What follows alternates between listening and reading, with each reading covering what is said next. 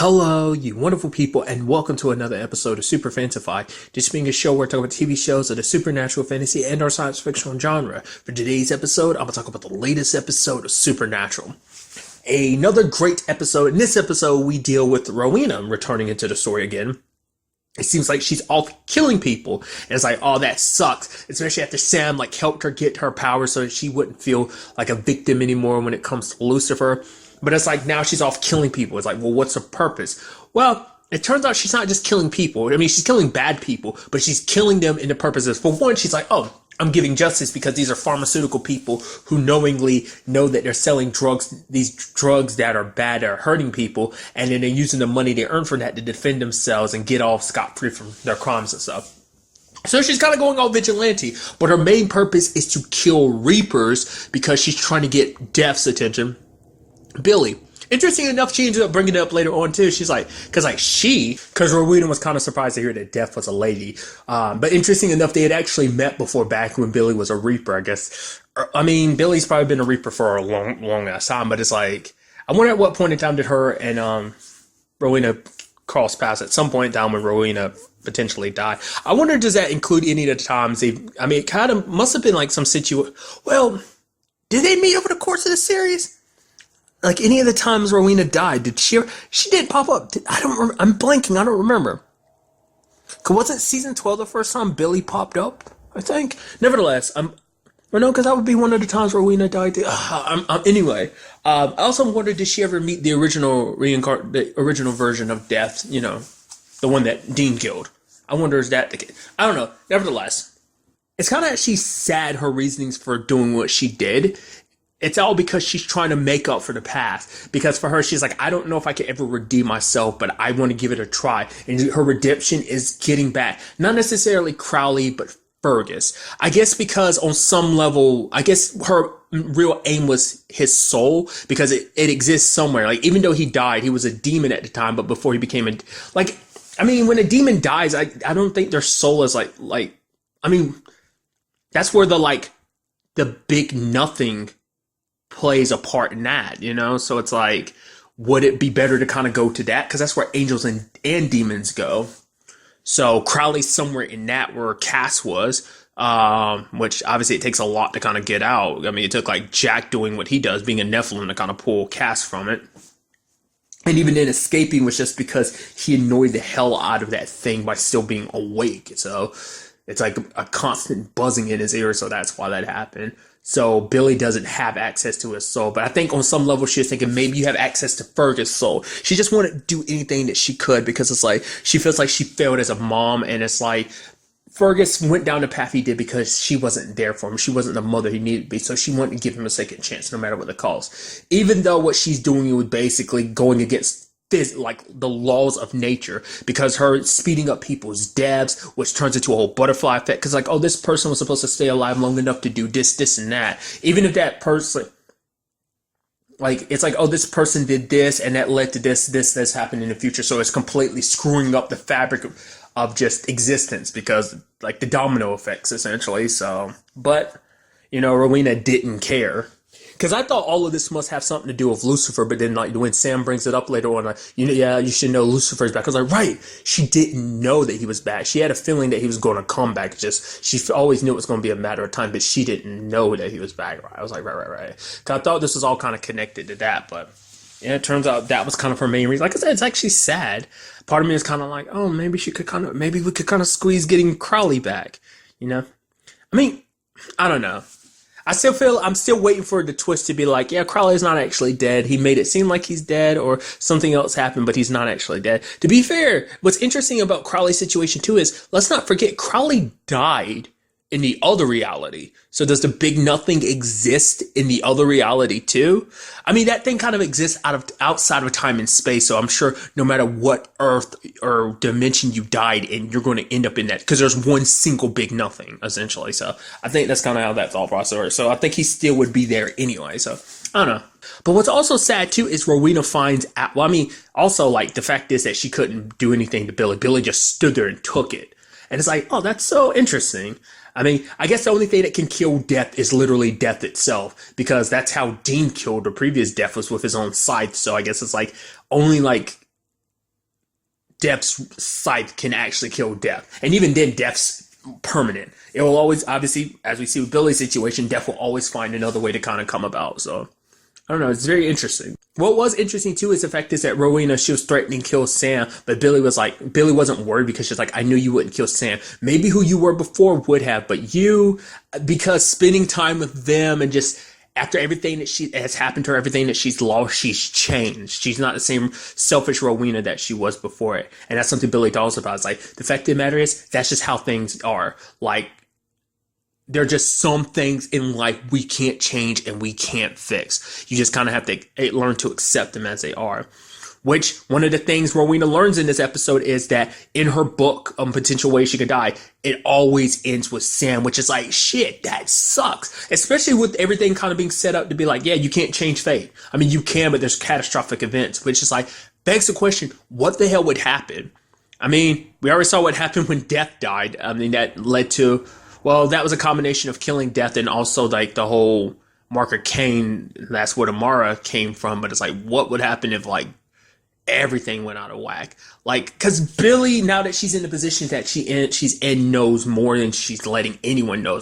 Like, Billy holds all the cards in this situation, and we're not even close to figuring out like, we barely know what's in her hand, let alone what's in the entire deck. It's kind of like the metaphor I'm trying to go for. So, I mean, it's just one of those sad things. Like, you should never know that you're going to, like, you know, die. You should never know that, like, especially like how, because it's just kind of like, I mean, that's always going to be in the back of her mind because she knows Sam's going to be the one to kill her. Obviously, her and Sam kind of have the relationship they have right now. And, you know, but it's still like, I mean, what, we don't know what the circumstances are going to be. It must be something where he has no choice but to do it. And so, especially because they want her help, so that means she's going to be around them a lot more. So, and there's no telling when and at what point in time Sam will do it, but at some point in time, he will be the end of her. And even then, what happens to her after that? Like, you know, will she be connected with Fergus in whatever situation befalls her? Like, what's up with that? You know, so many questions on that front.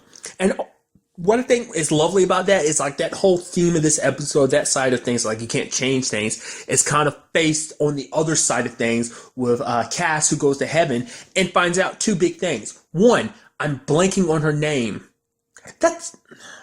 I'm not going to say. There's the actress who plays that character. I'm blanking on her name. I think the last time we saw her was in season 8. I'm pretty sure that's when she died. I think she died like either in the season finale of 8 or near the end of the season. She ended up quote unquote dying, but it's like, no, she's actually been alive this entire time. Which even Cass is like, really? The entire time? She's like, oh, I'm sorry, I took a couple years to put my mind back together. But it's like, literally everything that's been down, everything that went down, you've literally had no part to do with over the past, what, 5 years? Come on, dude. Come on. But what's you know, she's alive, so there's that. The thing I was about to say is like, there's an actress she reminds me of, and I don't ever remember if it's, I'm bluntly say it, Amanda Tapping. Like, is that Amanda Tapping? Because I wasn't paying it. Like, there's an actress that looks a lot like Amanda Tapping to me, but maybe it's because I don't see Amanda Tapping a lot, so I always confuse her with this actress. They look similar to me, but to be fair, I haven't seen Amanda Tapping in a while. Maybe that's her in Travelers, because that's the thing that always messes with me. I think, because I know she directs a lot of supernatural stuff from time to time, so maybe, I think that's her. I don't know. Like I said, I feel like there's another actress that looks exactly like her, or that is Amanda Tapping, and I've just been confusing her with a different, I don't know, I'm an idiot. Nevertheless, ignore me. So there's that revolution, but the biggest revolution is like, oh yeah, you know where, but like the angel count is literally barely into double digits. It's like, what? There's like almost like 11 angels? What? Shut up. How is that possible? It's like, holy crap, which that situation is even sadder when you actually think about it, because you think about all the times, all the angels that have died over the course of the series that we're aware of, and the ones that Sam and Dean have had a part in killing. Like, let's not forget that. Like, there's at least a couple, you know, that Jack has killed too. Because they also killed those angels when they were trying to open the rift with Kaya.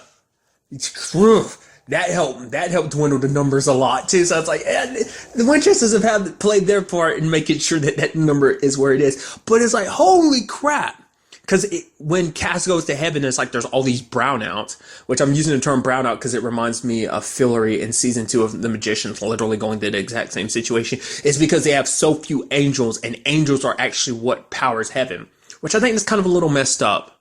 I mean, I guess it makes sense, but why would you make the place you built powered by the things you create? I mean, I guess it makes sense. I mean, we made batteries and they power everything. I mean, it's an efficient power source, I guess.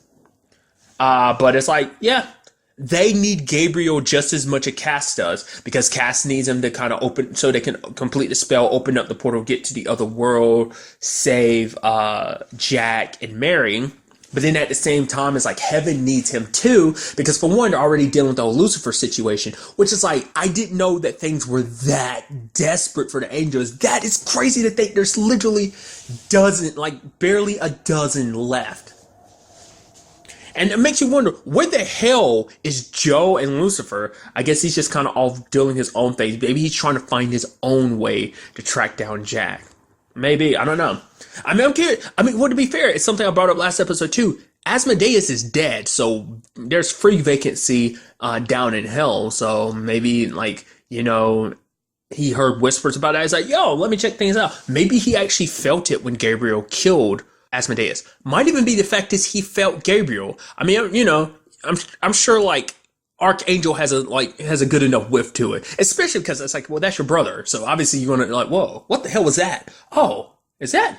I thought he was okay, so it might be proceeding to that, So he might be around trying to track down Gabriel for all we know, or like I said, dealing with the whole hell situation, or doing a combination of both, because there were at least 2 demons that were with him that obviously we saw in the recap, he kind of threw them aside, so. There are witnesses to him killing Asmodeus, so maybe they're the ones that kind of inform all of hell and eventually Lucifer, but nevertheless. So there is literally just, like I said, it's actually kind of a downer of an episode, because it's just kind of it's almost kind of like there's nothing you can do. I mean, heaven's situation can be changed, because it's like if they have Gabriel, they can keep it charged with an archangel, which even Cass still walked away from the situation not knowing that Lucifer's in charge, which is that means diddly squat now, because it's like, oh yeah, you're in charge of you're in the big boy seat now, to a place of literally a dozen servants.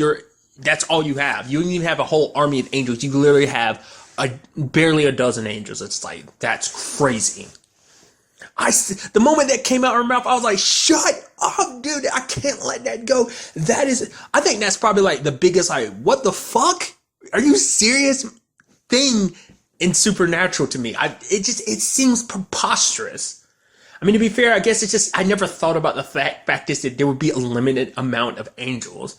I mean, I guess there's only so many demons, but I feel like demons are just created every day to a sense. It's just, I don't know. And what's also interesting too is that she was basically like, oh yeah, if heaven falls, all the billions of souls that are here will be set free and they will be on earth as ghosts. Which immediately my brain goes, are you hinting at that being the next potential storyline? Like a haunted earth?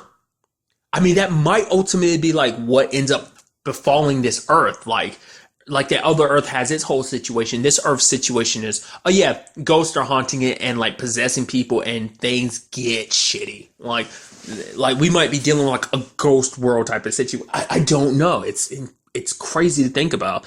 That's a potential reality that could be there. So they've got to double their efforts to find Gabriel. I'm curious to see if Cass going to tell them that. I mean, I assume he is, but it's they won't be getting any angel help, because all the angels need to stay in heaven to make sure heaven stays alive long enough for them to potentially save it. So I guess the fact of the matter is, I mean, I would assume, I guess Lucifer being there kept things in check, but the fact is that he kind of up and left means that the power drain is even lower now. Because I was like, yeah, it wasn't doing that before, so did the number drop down that quickly, or is it because he wasn't there to kind of keep things supercharged? So now that he's kind of out doing whatever, it might also be him trying to track down Joe too. Like I said, you never know what the hell Lucifer could be possibly up to, so... There is so much crazy stuff that this episode is set up. You even have Billy saying that ominous thing of oh, be seeing you soon, Dean. It's what the hell does that mean? Also, give it up to Jessica for being like such a weird, like she has that happy disposition because even Dean and Sam were kind of like, okay, stop with that old crap. It's like the Reapers they come across in the past have never been like that, especially Billy. Billy wasn't like that, but Jessica has like this happy disposition, but for her it's kind of like, oh, it kind of makes things better, and she's kind of sarcastic and like, well, I'll try to tell you, but you guys are the ones who said you handle it. So it's like, I don't know. She's kind of a Reaper all on her own, kind of her own. I don't know. She just seems so different from most Reapers. And obviously Billy's a very different Death. I mean, she's kind of the same Death because obviously like Death knows a lot, has known and will continue to know more than they let on. So what I mean, because like that was the whole point of why she let Dean live. Because now she's like, well, now that I'm in the seat, I do realize that you play an important role, and so the cosmos has plans for you. Like there are plans out there for you, so you have to be alive to play your part. And I assume, like, I mean, like I said, death is kind of all around in this situation because angels in heaven are about to die. Billy probably already knows the outcome of that whole situation. So I guess because being death, you do kind of see the future. You know how things play out. It's like, oh yeah, like from the very beginning, I've always like. It's probably kind of like Shinigami from Death Note. You had those eyes where it's just kind of like, I see the number, I see the timer, the clock for everything ticking down. Probably records and stuff like that, which, you know, maybe like, I don't know. Maybe everything's just kind of magically updated. Maybe it's not just from a future perspective of like, oh yeah, there's this book that says, oh yeah, heaven will die in 200 years or something like that. It's probably just like oh yeah, like some cosmic love power comes down and like some Reapers get some tingle like in their chest and it's like, it's time. You know, I don't know.